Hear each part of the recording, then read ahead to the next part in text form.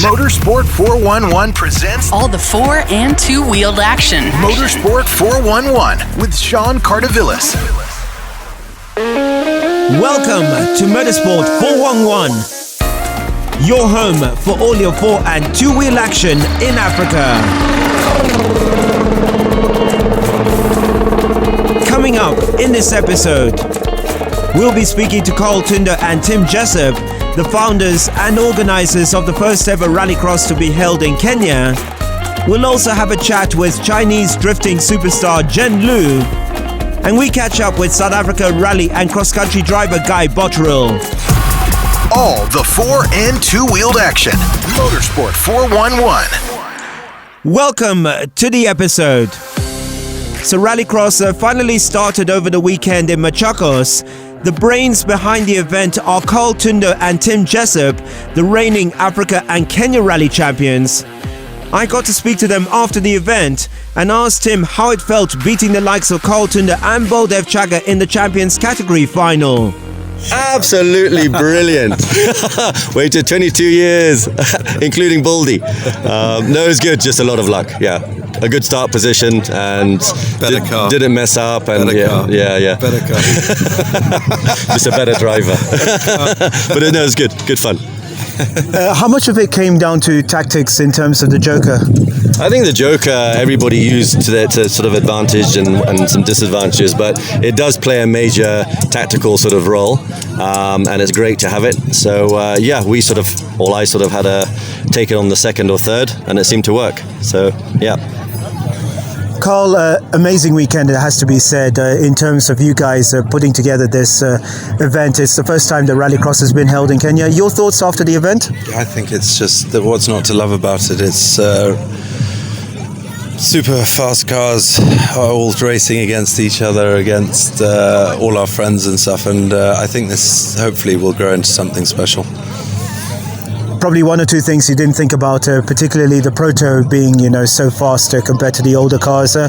Your thoughts on that? What can be done in the future? Will there be categories of cars? What can you do about that? The proto was a last-minute decision to enter it to keep cars running because cars kept on dropping out because we were using old cars. So it wasn't even meant to enter the event. It was coming to do exhibition events. But yes, the idea is, this people have to understand this was an exhibition. So we all got N10s out because they're cheap and cheerful. They're old rally cars, and that's the intention, is to try and make it cheap. But hopefully we can get different classes, different categories, Vitzes, Pro Boxes, and start trying to grow this into sort of individual cups. But I really like this whole team race with champions sort of idea for a big bonanza at the end of the year. Speaking to different people, Tim, there appears to be a lot of interest now in terms of entering it. It seems to be less stressful than, for example, the Kenya National Rally Championship event. It also seems to be very family-oriented. I guess you're on the right path in terms of organising an event like this. Yeah, absolutely. It all sort of hinges on your spectators, and then your spectators pull in your vendors, and your vendors pull in your spectators. So with rallying thrown in, I think it's going to be easy to get extra drivers in for the December event, and we'll probably have more cars and more classes, and hopefully that'll now attract the corporates to come and support us, come and have setups, pop-ups, and it's all about the spectators. Flash, from your point of view, this was an amazing track in terms of half tarmac, half gravel.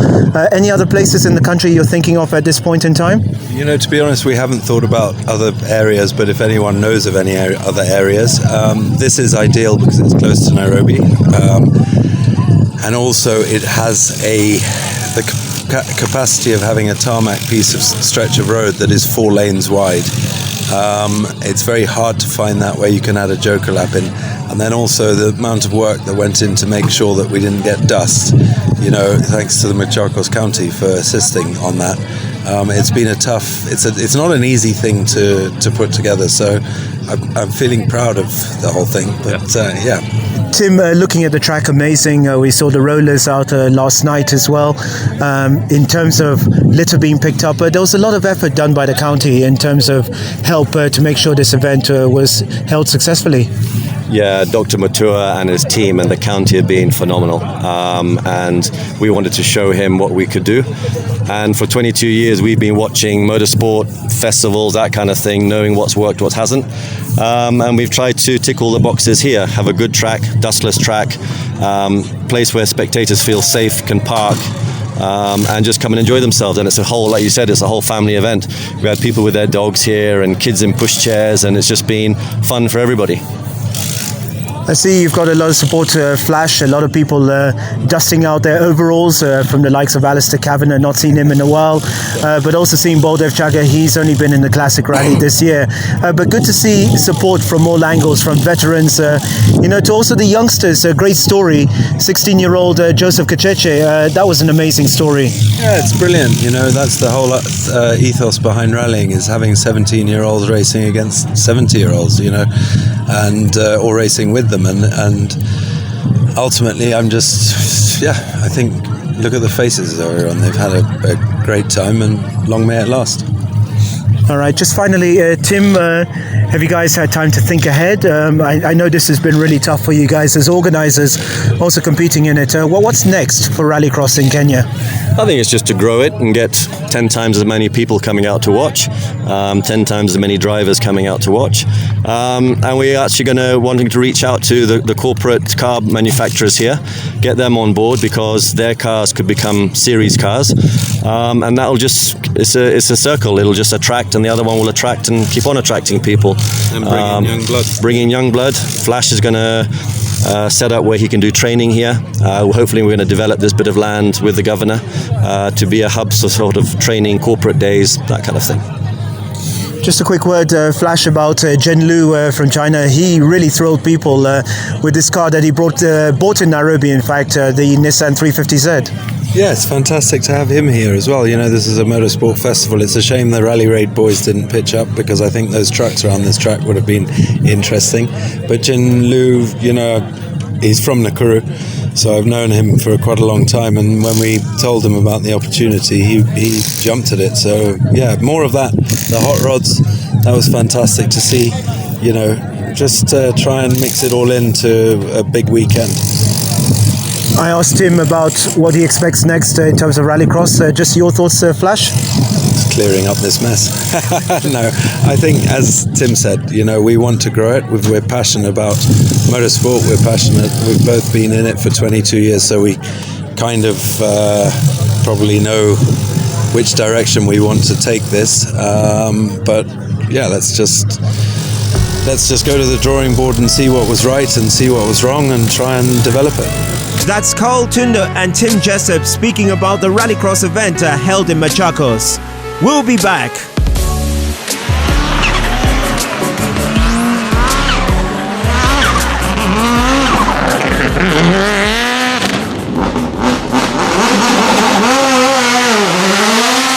Motorsports 411 with Sean Cardovillis. Welcome back. So as I mentioned earlier in the show, Rallycross was held in Machakos over the weekend. One of the motorsport stars invited to the event was Jin Lu from China, a drifting superstar. I asked him how much did he know about motorsports in Kenya. Before I come to Kenya, I don't know more. But from 2017, I come to Kenya. I understand more things about Safari Rally, KCB Rally, and WRC and Kanyottu. So now this time is the first time I'm joining Kanyottu team. We are doing together. Now, drifting, of course, is a big sport, motorsports discipline around the world. How big is drifting in China? Let me say there is a big market. So, China have a lot of factory. They can making the parts for drifter. So, in China, we have a lot of drifters. They will playing with American people, Japanese people, and have not gone to Africa and Europe. They have not gone there. But now I'm come. So I'm come now. So I will start work for the drifting in East Africa. Just tell us a bit about your history with drifting. I'm doing for drifting from 2008. From 2008. But before 1999, I'm already start for rally in China. So for rally and drift, I'm just working till now. I'm never stop. I see you were also part of the Red Bull China team for drifting. Just tell us a bit about that. For Red Bull, I'm start working with Red Bull start from 2004 till 2010. So that I think 6 years. And we have some event for China Red Bull Drifter Championship. And then we're also making a team. We're going to WDS. So that is a World Drift Series. And then we have China Drifter Championship. And we also have a drifting school in China. Now, Carl Tundo invited you to come here. Just tell us how you and Carl came to meet each other. From 2019, I have meeting with Carl. So that time, I think Carl don't know me because that time I have not start work. But after 2019, I'm just start work slowly. And I think from 2021, Carl have thinking maybe want to make some plan. So now I think our work is starting. Now you have an incredible car here, the Nissan 350Z. Just tell us about that car. This car is I buy from Kenya market. It is a very good car. It is a VQ35 engine V6, but without turbo. So this car can give me 300 horsepower. So that one I can drifting everywhere. All right. Finally, drifting is not very big in Kenya. What do you think you can do yourself to make drifting more popular in Kenya? From 2020, I have talked to KMSF people. So many bosses give me idea how can start in Kenya. So I think the first work is we can open our drifting school. And then we can open a workshop for help people to building their drifting cars, and we can teach them how to drift. So that is, I think, that is our first work. So after that, we can make some small event like car show or small drifting party. From that, also we can join the big team like Tundo, and then we are following KMSF. So I think 3 years we can building some big team in East Africa. That's drifting superstar Jin Lu. We'll be back.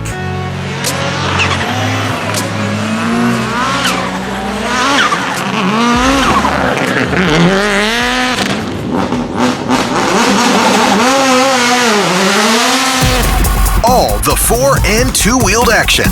Motorsport 411. Welcome back. Now the South African Rally and Cross Country Championships are underway. Recently, I got to speak to Guy Botterill, who's competing in both championships, and I asked him for his thoughts on the recently concluded WRC Safari Rally. I think the Safari Rally was amazing. It reminded me a lot of the older Safari Rally when you see pictures of cars covered in fish and the difficultiness of the Safari Rally. I thought the teams did a fantastic job to get their cars to the end, and Toyota had an amazing achievement, history repeating itself with a 1, 2, 3, 4. I think it's great for Toyota, but I think a lot of the other teams took a bit of a baptism of fire trying to get their cars to the end with the proper Kenyan stages. So I think it was very good. I think a few people are going to be complaining a little bit about the stages being so rough, but that is a Kenyan safari rally and a proper safari rally. So I thought it was fantastic on my side. Guy, you've rallied in the Equator Rally last year. You didn't take part in the safari last year. There's been a lot of talk about this fesh, the very fine soil, during the safari. Just your thoughts on that. I've experienced it in a few other places, but obviously not as bad as what I've seen pictures of at the Safari Rally. And when we did the Equator Rally, it was raining, so that fesh turned into a horrible mud, and we actually got the mud stuck in our clutch. The clutch was slipping badly, so I experienced the wet Kenyan fesh. I don't know what you call the wet version of the fesh. But it looks incredibly difficult. I've heard people talking. You can't see anything. It's very difficult to drive through it. But that is what rallying in Kenya is about. The extreme weather conditions are the fesh, extreme rains, rough conditions, and that's why that's what Kenya is all about. So I think it's part of the journey, and if the World Championship is including Kenya to win a World Championship, you've got to be able to drive in all these crazy conditions, and Kenya certainly provides all of that. All right, let's talk about the South African National Rally Championship, and congratulations. After building a brand new car, you got off to a winning start. Yes, it's been a long, hard slog to build a brand new car, especially to the standard of car that we've built it to. The car is meant to be able to compete with an R5, which I think we're nearly there. A little bit of fine tuning, and it should be there. We're really excited with the car that we've built. It's incredibly fast. We've spent a lot of time and a lot of effort trying to make it fast and reliable, and then also make it Africa-proof, so African teams can run it without importing engineers from Europe, and they can run it themselves. So we're really happy with the car that we've built. The performance has been amazing so far. We've got another event coming up in 2 weeks' time, which is in PE and Jeffreys Bay. Totally different kind of environment, so we're giving the car a good test in many different road conditions and different environments, so it's going to be a good test for us. That's also why we're not doing the African Rally Championship. We got a new car that we've built ourselves, and we thought it would be the best idea to test it and plan and build it in our own environments before we take it onto the African stage. But in saying that, we've had a huge amount of interest. Our workshop is full, and we've got lots of people ordering cars and coming to test cars. So I think we sparked a lot of interest amongst the African competitors. Just tell us more about the car. So the car is based on a R5 and R4 geometry setup. So it's got the same sort of geometry as an R4 and an R5. It's got Riga suspension, four-wheel drive, sequential gearbox.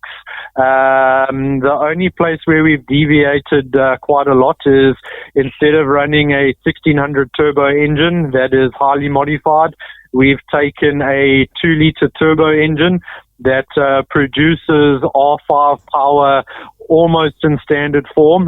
So the reliability of the engine will be much, the engine can last much longer than a R4 or R5. And it produces a staggering amount of power, and it does it effortlessly. It's basically an R4 or an R5 with a 2-liter turbo engine in it. Everything else is very similar to how an R5 would be. The interior of the car looks like an R5. We've got all the bells and whistles that go with it, plumbed-in fire extinguishers, all the correct safety stuff, FIA fuel tanks, everything, beautiful dashboards. So it's a very exciting car, very exciting project, and our goal was to try and manufacture about 98% of the car. There's a few things that we can't manufacture. We can't manufacture the Riga suspension, and we can't manufacture the ECU. So those are the few things that we're importing, and the fuel tank. Everything else we kind of making ourselves, which certainly helps with labor costs. And when you're buying things from Europe, all the imports all the time gets expensive. So we're hoping to curb the cost of an R-spec car with a locally built South African car for Africa. That's our plan. Yeah, Guy, it's phenomenal what you've done with the rally car, and of course a lot of support from Toyota Gazoo Racing. Just tell us about the type of car you've got that you've developed. So we've developed the Toyota Starlet. We chose the Toyota Starlet as the correct car for us to turn into a rally car for a few reasons. Number one, it's sold throughout Africa. They are readily available to get, and the base frame is quite strong and stiff. So we started off with a very good base car, and we also like the wheel width of the Starlet. I've raced quite a few short wheel based rally cars, and we were quite happy with the wheelbase of the Starlet, and we thought it was a really good starting point for us. Everywhere else in the world, the guys are using, different cars. Say, for example, the GR Yaris is popular in rallying at the moment. But our whole goal with this car is to be realistic, and for us to take a brand new Yaris off the production line or buy one off the shelf, your entry level to building a rally car is incredibly high. So we decided the best option would be to take the Toyota Starlet. You can pick them up secondhand relatively cheap compared to any of the other GR, like the GR Yaris is a very expensive motor car, and we just thought that was the correct car to turn into our weapon of choice. And the way the car's handling and performing, I really think we did the correct thing in choosing the Toyota Starlet for our base car. It performs very, very well and handles well because of all those characteristics. Guy, if you were to enter the Safari Rally or an international rally, would you pass the homologation? That's a very interesting question. We are in the process of doing that. So as it stands right now, the car is not FIA homologated, but I wouldn't have spent all this money and all this time building a car not in the belief we would get homologation. So the homologation is quite a tricky thing. It's not easy, and there's two parts to homologation. So first of all, once you have homologated a car, it's quite difficult to change. So we in a bit of a catch-22 where we don't want to homologate the car too soon until we have done thorough testing and we are happy with everything. So once we are happy with the car, then we'll homologate it. And once it's homologated, then there are a few things you can change, but you're very limited. So we don't want to rush the homologation process. We want to make sure that the car is quick enough, reliable enough, and affordable enough for competitors in Africa to run and to run themselves. So we at a stage where I am nearly ready for homologation, but I am holding the process back. I do not want to homologate the car too soon. I would rather wait a little bit and make sure that we are 100% happy with the car, the speed, the performance, and the reliability. Then the second part of the homologation is actually the paperwork side. We are a long way down the line with regards to the paperwork. There are a few rules in our favor being a South African manufacturer regarding FIA approval, and we're taking advantage of that rule. So we are pretty confident by next year we should have all the documentation in place for it to be eligible to race in African Rally or a FIA event and then still score points. So that is our plan, and that is the plan for the benefit of rallying in Africa, is to try and bring an R5 spec car into the fold that's locally built and more affordable to race. I truly believe that would certainly help the whole African continent and the African Rally Championship, and we'll have more people partaking in each round. So that is certainly our plan. All right, very, very interesting. Let's just go on to the cross-country series. And of course, you're competing with Toyota Gazoo Racing. How's that gone so far for you? We've just come back from Uppington. We raced a week ago at the Desert 1000 race. It's 1,000 kilometers off-road, and that's no joke. 1,000 Ks with no road is very, very tricky, very treacherous, and incredibly rough. It's incredible. To be driving a Toyota Gazoo Hilux, a Dakar Hilux, is something truly special, and then to be in a team with Janelle de Villiers, Henk Laterkong, and Shamir, the guys that take part in the Dakar. There's just huge amount of experience amongst the team, and learning a lot from them.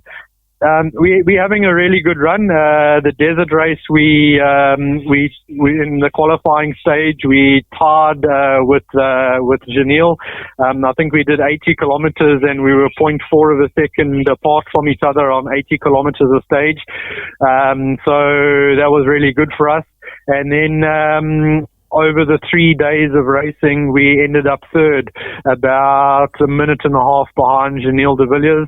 At one stage, we caught him. Janelle was opening the road, and we were in second place. We caught up to him, and Simon and I had the discussion in the car: are we going to sit behind him and follow him, or are we going to have a go at trying to open the road and make a brand new road? So we decided to open the road for a while. I think it lasted for about 10 or 15 Ks, and we then slotted in back behind Janelle just to learn and to be able to drive behind someone of that caliber. We learned so much driving behind him. We just slotted in behind him, learn from his experience, and see how he drives, how he handles certain situations. It's a very different discipline to rallying. There are almost absolutely no notes whatsoever. We do get a certain amount of information, but nothing like what we do get in rallying. So a lot of the time you're driving by sight and you're driving by the seat of your pants. So it's a very different driving style compared to rallying, and I'm just trying to make sure I don't make any mistakes, any rookie errors. And what better way of doing that than sitting behind a Dakar winning driver in a Dakar winning car and learning from him and learning from what he did, which was really good. And we managed to finish second overall. So for us, that was a huge achievement. And we are quite certain that there's a lot more pace to come. But at the same time, I don't want to rush the pace. I don't want to stick my neck out too far. It's a privilege to be in this team, and I don't want to damage it by damaging the car. So we're just picking our pace up slowly as we feel comfortable and go from there. But so far, we third in the championship, 2 or 3 points behind Shamir. Shamir is winning the championship, and Janelle second, and we third. So Toyota's a 1, 2, 3. And we are in very good position for the rest of the championship, with Shamir only a couple points ahead of us, and with our confidence growing every time we go out. So really happy to be where we are at the moment. Fantastic. Just watching it on Supersport, it is said to be the top cross-country championship in the world. Just give us a flavor of the equipment, the competition. It just looks incredible on TV. So the equipment is phenomenal. To race in a proper factory team with the equipment and the expertise around us and the engineers. We went testing 3 or 4 days before Uppington. We were testing in the sand. And the amount of development that happened on those 3 days is phenomenal. The shock work and everything. I've never been exposed to that, so it's something truly new for me. And the equipment is just world class. These cars are certainly Formula One cars of the desert, and everything about them is Formula One. It's the best of the best of the best. Like you see the WRC cars that are arriving there in Kenya. These are the best off-road vehicles in the world. And Toyota just coming off a win off the Dakar. It just shows the class of the cars, and to be able to be sitting in them is phenomenal.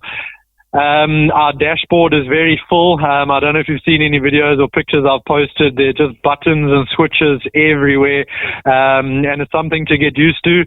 And another thing is the cars are incredibly high. We almost need a step ladder to climb into them, but it's totally different to rally and what we used to. And then getting into this a beast of a machine, V6 turbo Hilux Bucky is really phenomenal in the build quality, not only of our cars but even our opposition and our competitors. There's Century Racing, which build magnificent cars. There's Ford Racing that's also built in South Africa, and just the level of cross-country racing in South Africa, like you said, is probably the best in the world. And I think it most definitely is, and all the vehicles that we're racing against in South Africa partake in the Dakar with most of the drivers, so we've got a very healthy off-road series in South Africa. The best of luck for the rest of the season, not only with the cross-country series. Just fascinating to hear about your exploits fighting off with a former Dakar winner, but also with the South African Rally Championship. Just an amazing story. Thank you so much for speaking to us on Motorsport 411. No problem. Thank you for having me, and hopefully we can catch up again soon. That's Guy Botterill, who's competing in both the South Africa Cross Country and Rally Championships. We'll be back.